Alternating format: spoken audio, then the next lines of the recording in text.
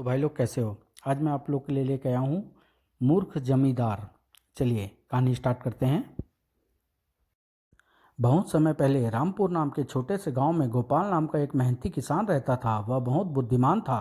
रामपुर के बद दिमाग जमींदार जालिम सिंह को वह फूटी आंख न सुहाता था।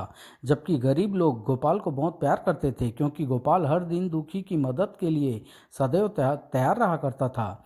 मुझ गरीब को कुछ दे दो गोपाल भैया, यह लो चांदी का सिक्का, बस यही एक बचा है मेरे पास।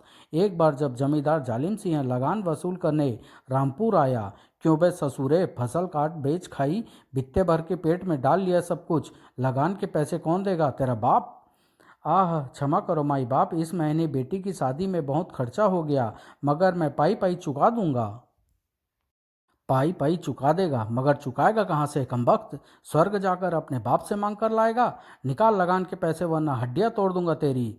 अबे बेटी का ब्याह करने की जरूरत ही क्या थी, जब लगान के पैसे ही पास नहीं थे। लालू मार मार के इसे भालू बना दे, धून डाल रेत की तरह, हड्डी पसली तोड़ दे इसकी, देखता हूँ कैसे नहीं देता लगान के पैसे। हाय मर गया निर्दयी जमींदार जालिम सिंह। कमजोर बूढ़े किसान भोला को जाने कब तक अपने कारिंदों से पिटवाता रहा कि ठहरिए भोला चाचा के लगान की रकम मैं अदा कर देता हूँ, यह लीजिए। आए मगर तू कौन है, दाल भात में मसूल चंद यानी कि कबाब में हड्डी। मेरा नाम है गोपाल, रामपुर में सबसे ज़्यादा लगान आपको मेरे ही द्वारा दी जाती है हुजूर। यानी कि बड़ा लखपति सा हो रहा है तू। अबे मच्छर, भोला का लगान भला हम तुझसे क्यों ले, हमें क्या भिखारी समझा है तूने। नहीं हुजूर, वो क्या है कि आप भोला चाचा को पीट रहे थे, इसलिए मुझे दया आ गई। क्या कहा, दया आ गई, बड़ा दयालु धर्मात्मा बनता है तू, क्या समझता है दया क्या हम नहीं कर सकते। जा बे भोला भाग जा, हमने तेरे लगान के पैसे माफ़ किए। ध ध धन्यवाद माई बाप, तो क्या मैं जाऊं, मेरी पिटाई तो नहीं करेंगे आप। जा, कहा ना जा, दफा हो जा। रही पिटाई की बात, वो तो हम तेरी क्या तेरे बाप की भी कर सकते हैं, जब भी हमारा दिल चाहेगा। ही मेरे बाप को नहीं मार सकेंगे आप माई बाप, मुझे चाहे जितना मार लीजिए, मगर मेरे बाप को मारने के लिए तो खुद आपको भी मरना पड़ेगा। वो बेचारे तो कब का राम जी के पास जा चुका है। खामोश। इससे पहले कि जमींदार जालिम सिंह का क्रोध फिर से कहर बनकर उस पर टूटता, कमजोर बूढ़ा भोला तो सिर पर पांव रखकर भाग लिया। अब जमींदार जालिम सिंह का गुस्सा गोपाल पर टूटा। क्यों बे गोपाल, बहुत माल हो गया है तेरे पास, कमबख्त, खाल खींच लूंगा अगर फिर कभी किसी के हाल चाल पर तरस खाया तो। जा, दफा हो जाए यहाँ से। जमींदार जालिम सिंह का रौद्र रूप देख गोपाल ने वहां से खिसक लेने में ही खैरियत समझी। जब वह चला गया तो, एक बात बोलूं मालिक। बोल, तू भी अपने मुंह का ढक्कन खोल, बक दे जो बकना है। मालिक, यह गोपाल कोई कंगाल नहीं है, बड़ा माल है इसके पास, इसलिए मुफ्त में लोगों पर लुटाता रहता है और सबसे वाहवाही पाता रहता है। क्या कहा, बहुत माल है इस कंगाल के पास। हाँ मालिक, देखा नहीं, आंटी से निकाली थैली भी कैसी खनखन बज रही थी। खनखन गोपाल, इस खनखन गोपाल को ठनठन गोपाल ना बना दिया तो मेरा भी नाम जमींदार जालिम सिंह नहीं। कमबख्त लोगों पर दया दिखलाता है, सबसे वाह वाही पाता है, किट किट किट। और दिल ही दिल में यह ठान कर कि किसी भी तरह गोपाल को ठनठन गोपाल यानी कि बिल्कुल कंगाल बनाना है, जमींदार जालिम सिंह ने अपने लठेत कारिंदों के साथ रामपुर प्रस्थान किया। मगर गोपाल भी किसी से कम नहीं था। जमींदार जालिम सिंह मुझसे चिढ़ गया है, वह देर सवेर किसी न किसी तरीके से मुझे नुकसान पहुंचाने की चेष्टा करेगा, मुझे सतर्क रहना होगा। रामपुर के पास एक घना जंगल था, जहां अन्य बहुत से जीव जंतुओं के अलावा लोमड़िया की भरमार थी। गोपाल के दिमाग में एक तिकड़म आई और वह जंगल में पहुंचा। जंगल में एक जगह जाल बिछाकर वह एक पेड़ पर चढ़ गया। अब अगर लोमड़िया का कोई झुंड यहाँ से गुजरे तो दो चार लोमड़िया जाल में फंस जाए तो बात है। जैसे कि गोपाल को उम्मीद थी, कुछ लोमड़ियाँ अचानक उस तरफ आ निकली। जाल में रखे ताजे फलों को देख उनमें से 3 लोमड़ियाँ लालच की मारी जाल में आ फंसी। इन तीनों लोमड़ियों को जंगल के बाहर खड़ी अपनी बैलगाड़ी में डालकर बैलगाड़ी को हकाता हुआ गोपाल अपने घर पहुंचा। गोपाल ने तीनों लोमड़ियों को अपने मकान के पिछवाड़े अलग अलग खूंटों से बांध दिया। अपनी माँ को गोपाल ने समझाया कि उसे लोमड़ियों के बारे में किसी से कुछ नहीं कहना है। यदि कोई ज़्यादा कुछ पूछताछ करे तो यही कहना है कि गोपाल का दिमाग खराब हो गया है, जो कुत्ते की तरह एक लोमड़ी पाल ली है। अगले दिन सुबह पालतू कुत्ते की तरह गले में पट्टा डाल गोपाल एक लोमड़ी को साथ लेकर गाँव में घूमने निकला। खेतों में काम करते हुए गोपाल ने लोमड़ी को एक पेड़ से बांध दिया। कुछ ही दिनों में लोगों का आश्चर्य शांत हो जाएगा। जो भी मुझसे लोमड़ी के बारे में पूछेगा उससे यही कहूँगा कि मैंने एक लोमड़ी पाल ली है। लोग शुरू में मुझे बेवकूफ़ कहेंगे, मगर इन लोमड़ियों से मुझे क्या फ़ायदा उठाना है यह तो बस मैं ही जानता हूँ। दोपहर खाना खाने जब गोपाल घर लौटा तो पहली लोमड़ी को साथ में घर लेता आया। उसने खाना खाया और फिर घर से चलते हुए दूसरी लोमड़ी को साथ लेकर खेत पर गया। इसी तरह शाम को खाना खाने के बाद जब वह टहलने निकला तो तीसरी लोमड़ी को वह अपने साथ लिए था। शुरू शुरू में कुछ दिनों तक तीनों लोमड़ियां ने उछल कूद मचाई, किंतु फिर धीरे धीरे शांत रहने लगी।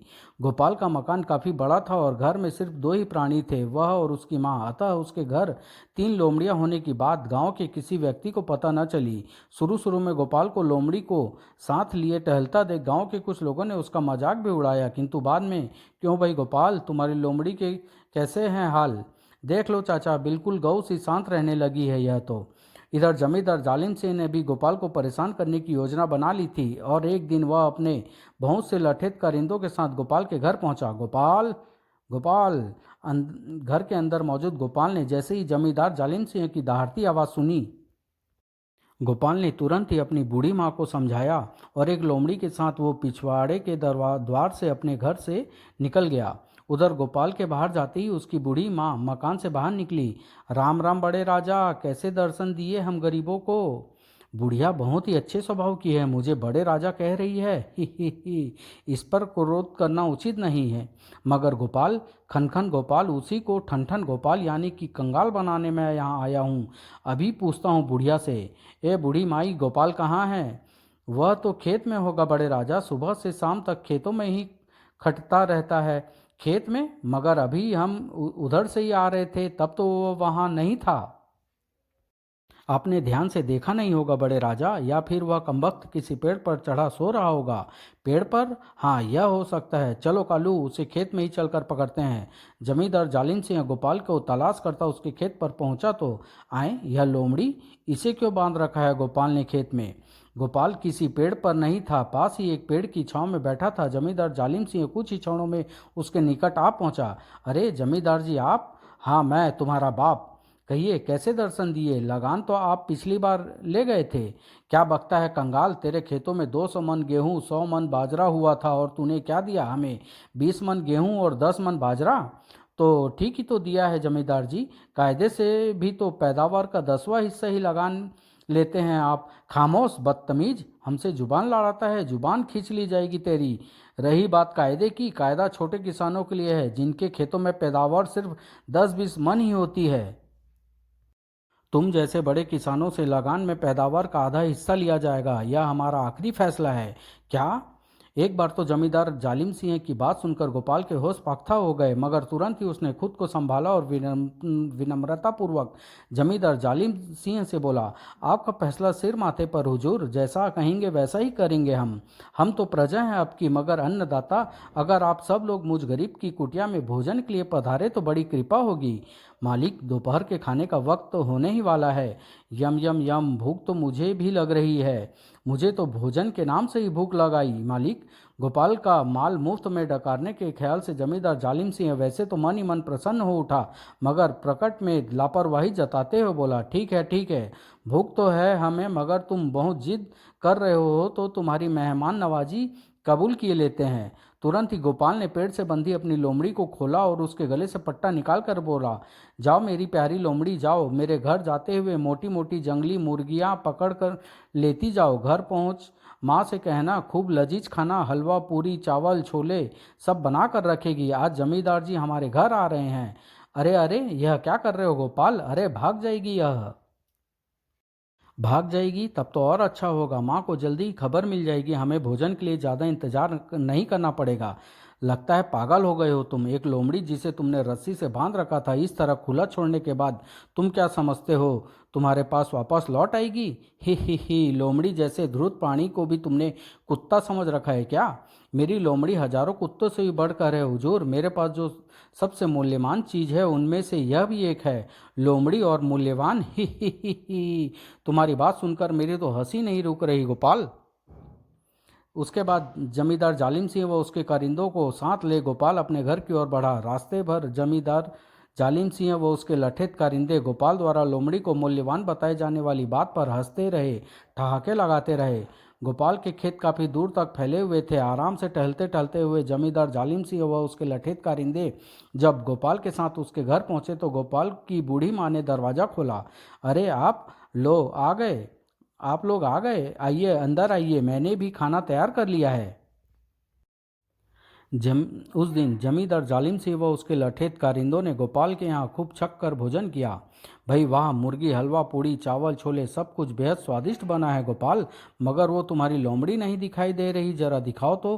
पहली लोमड़ी तो गोपाल के छोड़ते ही जंगल की ओर भाग गई थी। अतः जब गोपाल दूसरी लोमड़ी को लेकर जमींदार जालिम सिंह के सामने आया तो वाह, तुम्हारी यह लोमड़ी तो बहुत काम की है, क्यों न तुम इसे मुझे बेच दो गोपाल। नहीं नहीं, यह लोमड़ी मेरे लिए बहुत मूल्यवान है, इसे मैं हरगिज नहीं बेच सकता हुजूर। क्या बकते हो, लोमड़ी तुम्हें बेचनी ही पड़ेगी, यह हमारा हुक्म है, बदले में हम तुम्हें मुंह मांगी कीमत देने के लिए तैयार हैं। उफ, अब मैं क्या करूं, आपका हुक्म भी तो टाल नहीं सकता, किंतु यह लोमड़ी मैंने एक साधु से अपनी जिंदगी भर की इकट्ठी की गई जमा पूंजी देकर खरीदी थी।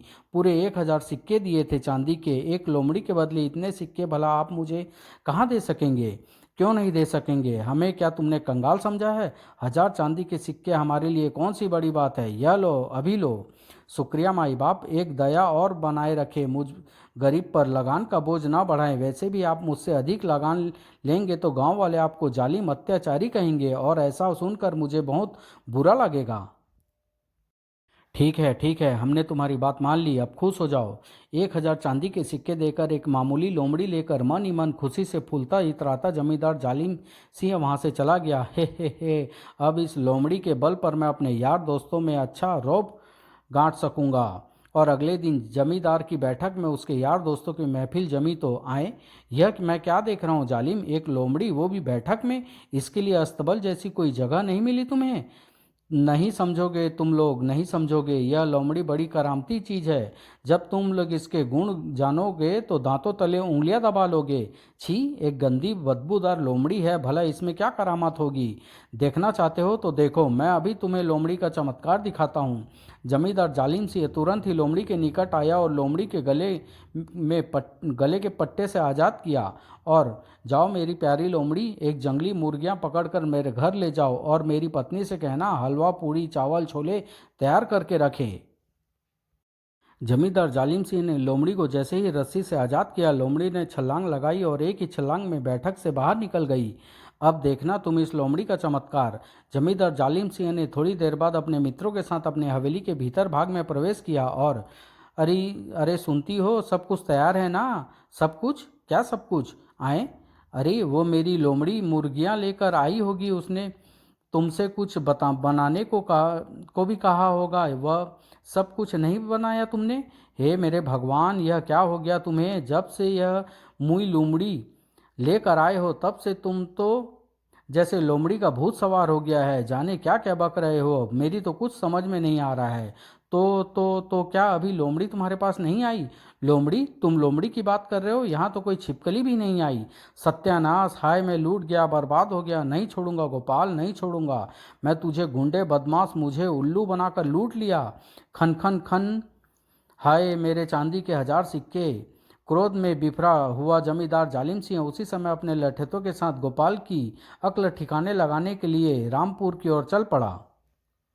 ठीक उसी समय गोपाल और उसकी माँ जमींदार जालिम सिंह की मूर्खता पर कह लगा रहे थे।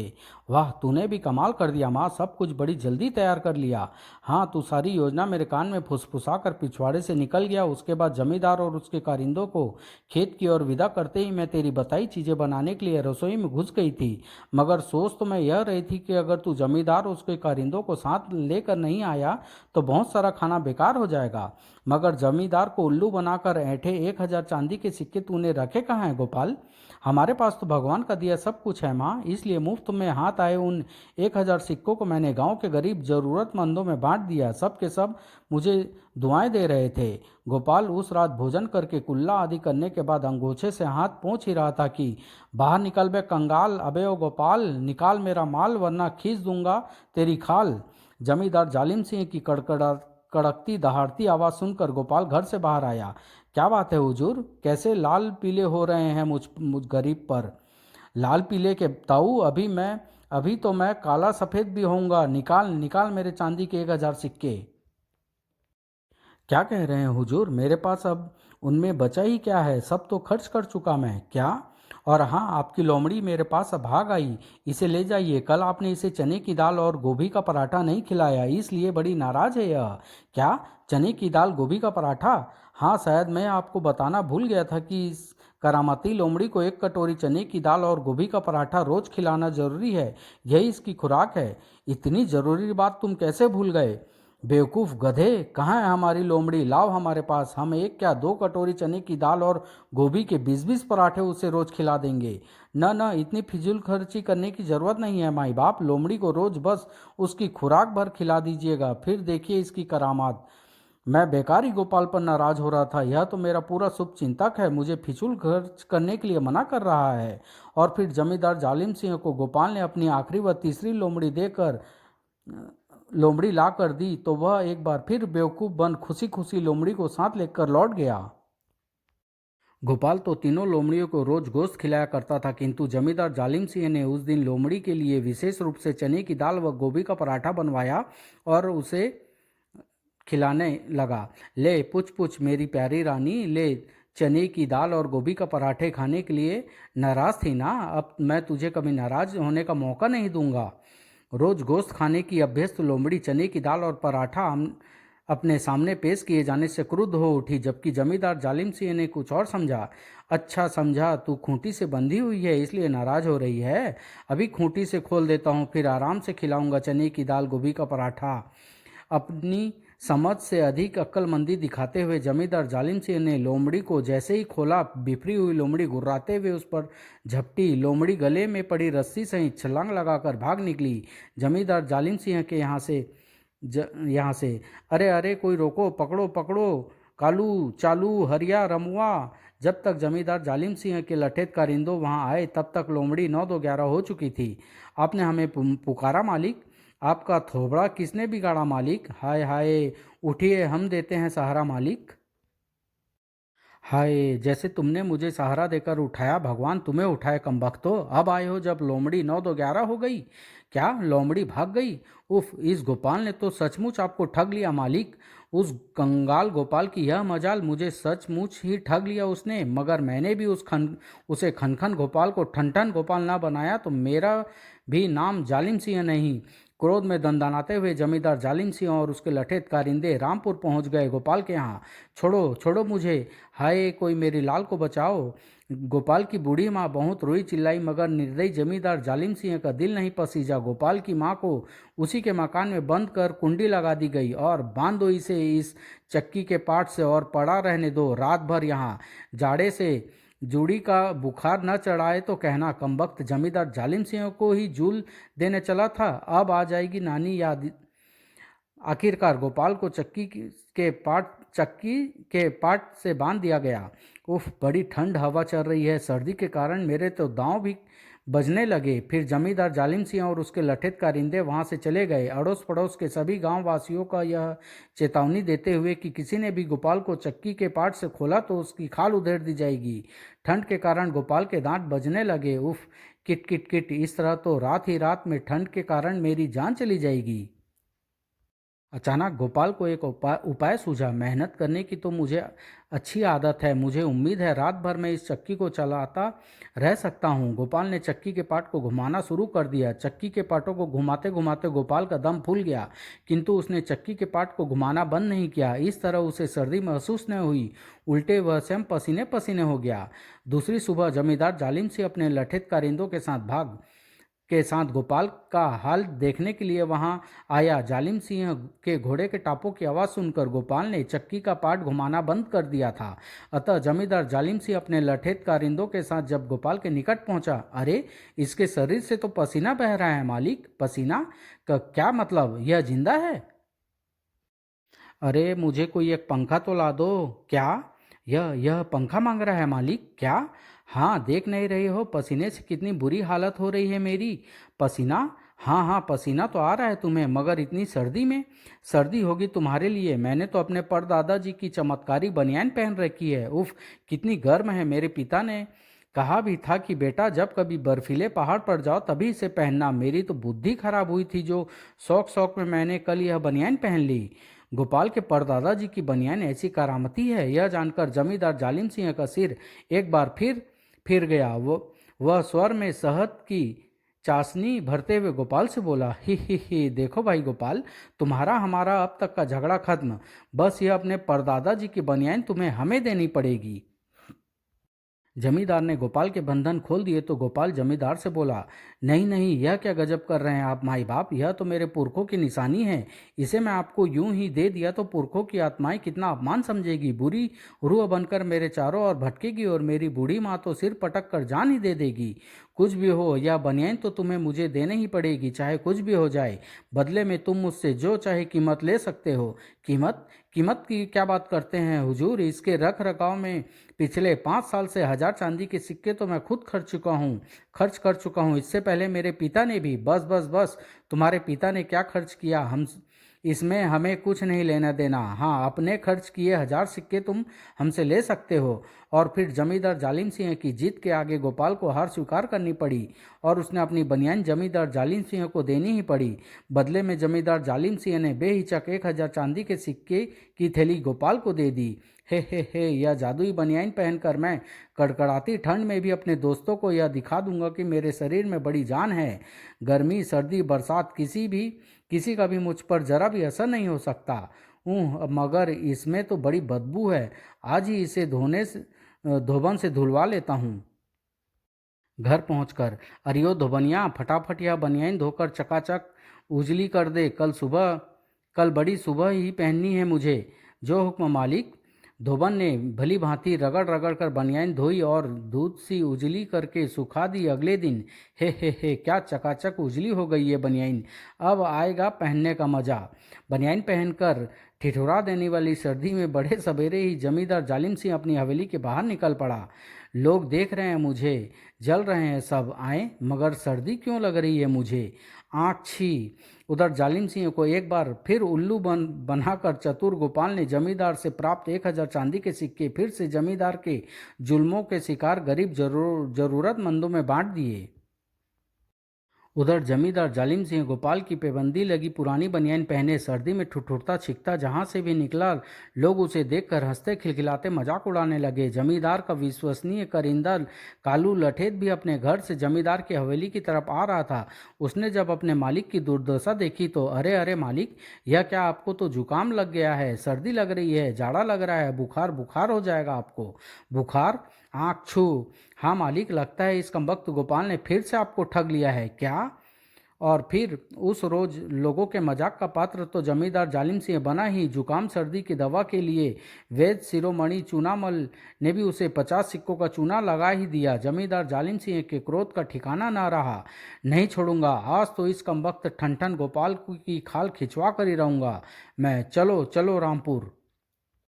उस दिन तो जमींदार जालिम सिंह की हालत कहीं आने जाने लायक न हो सकी। वैद्य शिरोमणि चूनामल की दवा ने अगली सुबह तक उसकी तबीयत दुरुस्त कर दी तो वो भरी दोपहरी में जमींदार जालिम सिंह अपने लठेत कारिंदों के साथ पहुंच गया रामपुर। गोपाल उस समय अपने खेत में ही काम कर रहा था जबकि जमींदार के लठेतों ने अचानक ही उसे कस कर दबोच लिया। अरे अरे, छोड़ो मुझे, हाय, पकड़ लो इस खुरदुरी खाल के ठनठन गोपाल को। कमबख्त मेरे माल से माला माल होकर धन्ना सेठ बनने जा रहा है। आज मैं इस अक्ल की निगोड़े राह के रोड़े को हमेशा के लिए नदी में छोड़ देता हूँ। बांध दो इस पाजी को एक बोरे में। जमींदार के कारिंदों ने गोपाल को बलपूर्वक एक बोरे में ठूस कर बोरे का मुंह बांध दिया। मालिक, बोरे में बांधकर नदी में फेंकने से कौन जाने वो फिर किस जादू टोने से बच जाए, इसलिए बोरे में एक भारी पत्थर बांध देना भी ठीक रहेगा। ठीक कहता है रे छोरे, ले चलो इस कमबख्त को नदी किनारे। जो आज्ञा मालिक।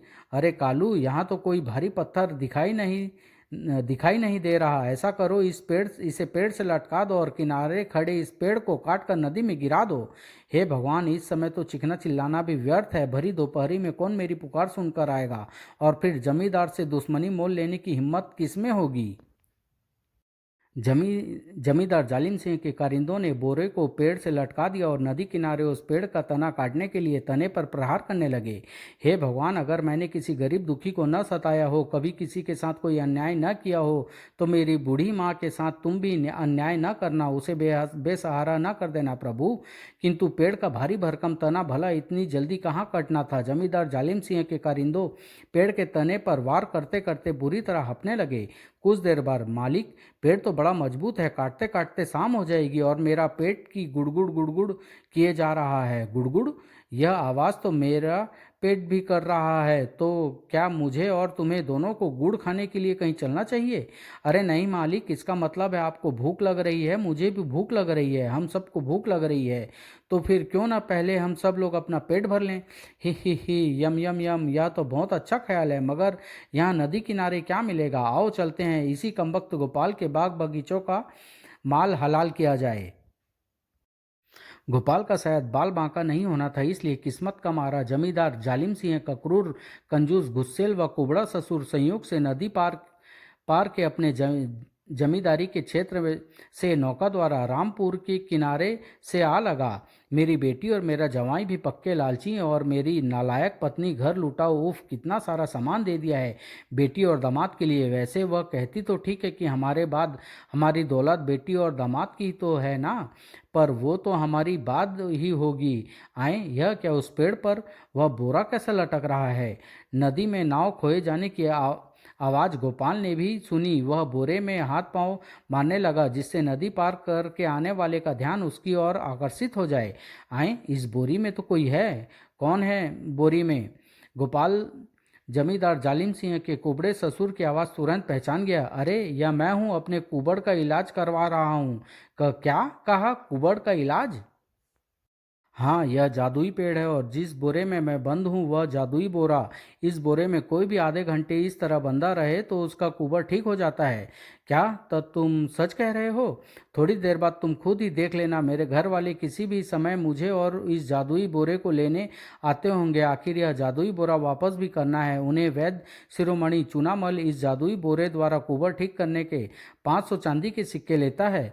क्या? वैद्य चूनामल के इस बोरे के बारे में मुझे तो कुछ पता ही नहीं, तो तुमसे कभी जिक्र ही नहीं आया होगा। और हाँ, जरूर यही बात रही होगी। सुनो भाई, तुम 250 चांदी के सिक्के ले लेना और मुझे भी अपना कुबड़ इस बोरे द्वारा ठीक कर लेने दो। इस तरह हम दोनों का ही फायदा होगा। ख्याल तो अच्छा है, किंतु इसके लिए तुम्हें मेरे घर वालों के यहाँ लौटने से पहले ही पेड़ से उतारना पड़ेगा।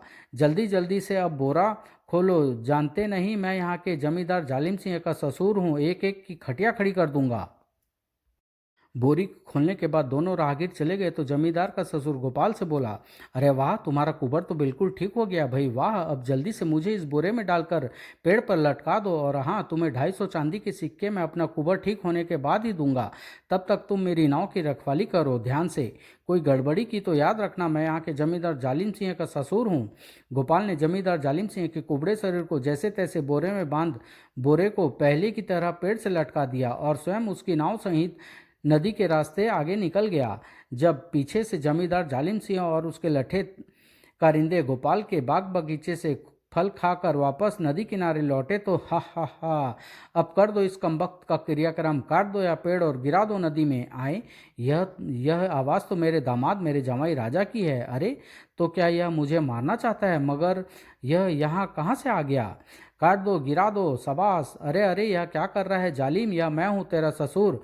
अरे, किसे कटवा रहा है, किसे गिरा रहा है? तो अब यह कमबख्त ठनठन गोपाल मेरा ससुर भी बनने चला है। अरे कालू, लगा दो चार और जोर के हाथ और भेज ससुरे को ससुराल। हाय जमाई लाल, कुछ तो करो ख्याल, आखिर मैं तुम्हारा इकलौता ससुर हूँ। ख्याल तो अब ससुराल की मछलियाँ करेगी मेरे लाल, यानी कि ठनठन गोपाल। खूब प्यार से नोच नोच कर खाएगी तुम्हारी चमड़ी, तब मज़ा आएगा। बेचारा जमींदार जालिम सिंह का कुबड़ा ससुर अपने ही दामाद की नासमझी के कारण नदी में के जल समाधि लीन हो गया, जबकि उसका सारा माल संभाल गोपाल एक बार फिर आराम से अपने घर पहुंचा और सारी बातें अपनी बूढ़ी माँ को बताते हुए आराम से लंबी तान कर सो गया। फिर एक दिन गोपाल ने बहुत सारी बतखें खरीदी और एक बड़ा सा पिंजरा बनवाकर बतखें पिंजरे में इकट्ठी कर उसने दो शानदार घोड़े और उस घोड़ा गाड़ी में जोत दिए। फिर जानबूझकर वह बड़ी शान के साथ अपनी घोड़ा गाड़ी हाँकते हुए जमींदार जालिम सिंह की हवेली के सामने से गुजरा। जमींदार जालिम सिंह ने जैसे ही उसे देखा, अरे तुम तुम तो गोपाल हो, मगर नहीं, तुम तो मर गए हो। तुम्हें खुद मैंने नदी में गिरवाया था। नेक आदमी ऐसे नहीं मर सकते जमींदार जी, और फिर आपने तो मुझे नदी में धकेल कर बहुत सुख दिया है। बहुत सुख दिया है मैंने, और क्या आपने मुझे नदी में फेंका ना होता तो नदी के राजा वरुण देवता से मेरी मित्रता भी न होती। उफ, कितना सुंदर महल था उनका, कितनी सुंदर सुंदर अप्सराएं थी वहाँ, और हीरे मोती वरुण देवता कितना कुछ देना चाहते थे मुझे, मगर मुझे तो ये सफ़ेद सफ़ेद बतखें बड़ी प्यारी लगी, इसलिए इन्हें ही लेकर आ गया। बेवकूफ़, गधे, कमबख्त, तुम जैसे लोग जिंदगी में कभी तरक्की नहीं कर सकते। तुम्हारी जगह मैं होता तो ढेर सारे हीरे मोती और दो चार अप्सराएं जरूर लेकर आता जल देवता से। खैर, अब भी क्या बिगड़ा है, क्यों ना मैं भी एक बार जल देवता से भेंट कर आऊं। मूर्ख जमींदार जालिम सिंह गोपाल की बात सुन लोभ में अंधा हो गया। उसने तुरंत ही अपने कारिंदों को बुलाया। तुम लोग फौरन मुझे एक बोरे में बांधकर एक बड़े पत्थर से बांध इसी स्थान में नदी में फेंक दो। मगर मालिक, खामोश, हमें कुछ अगर मगर नहीं सुनना है, हमारी आज्ञा का पालन तुरंत हो। भला किसी की मजाल थी जो मालिक जमींदार जालिम सिंह का आज्ञा का पालन न करता। जमींदार जालिम सिंह के कारिंदों ने वही किया जैसा मालिक ने उनसे कहा। एक भारी पत्थर ढूंढ कर लाए और जमींदार जालिम सिंह को उस पत्थर सहित बोरे में बांध नदी में धकेल दिया। जब मैं ढेर सारा धन, हीरे मोती, अप्सराएं लेकर लौटूंगा तो मेरे घर वाले, यार दोस्तों और सभी नौकर चाकरों की आंखें आश्चर्य से फटी रह जाएगी। जमींदार जालिम सिंह के कारिंदे अपने मालिक के नदी से बाहर आने का इंतजार करते ही रहे, मगर जमींदार जालिम सिंह का शरीर जब कई घंटे तक नदी से बाहर नहीं आया और शाम होने के साथ साथ ठंड के कारण उनके शरीर कँपकँपाने लगे, तो धीरे धीरे एक एक करके वह नदी किनारे से दूर से रखते चले गए। मूर्ख व अत्याचारी जमींदार जालिम सिंह फिर किसी को कहीं न दिखाई दिया, न ही उसके कुबड़े ससुर का हाल किसी को मालूम हुआ। एक दिन गांव की ही एक सुंदर सी लड़की के साथ गोपाल का खूब धूमधाम से विवाह हो गया। फिर हमेशा की तरह निर्धन जरूरतमंदों की मदद करते हुए सुखपूर्वक बेफिक्री के साथ दिन बिताने लगा। समाप्त।